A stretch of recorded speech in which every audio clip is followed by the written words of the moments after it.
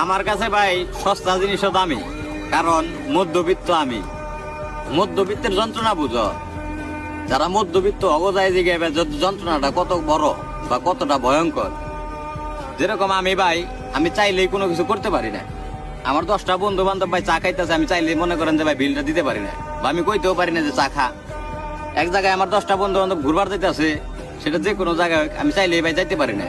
যখন ডেট করে ভাই তখন খুব কই যে হ জামু জামু, কিন্তু পরবর্তীতে যখন বাসায় যাই, যখন ভাবি অ্যামাউন্টের কথা যে আমি টাকা গুলা কই পাবো, তখন কিন্তু ভাই আমি যাইতে পারি না। তার মানে কি, আমি ভাই মধ্যবিত্ত। আমার শখ আছে ভাই, সাধ্য নাই। মানে আমারও অনেক ইচ্ছা করে ভাই আমি একটা ভালো হোন্ডা কিনুম, ভালো বন্ধু বান্ধব ঘোরাফেরা করুম, বা আমি একটা সুন্দর গেট আপ নিম, সুন্দর ড্রেস আপ করে ঘুরুম, কিন্তু ভাই ওই সামর্থ্যটা হয় না।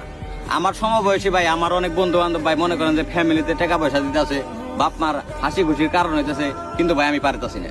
কারণ হচ্ছে ভাই মধ্যবিত্ত, আমি এখনো ভাই কোনো লাইনে যেতে পারি নাই। ইচ্ছা তো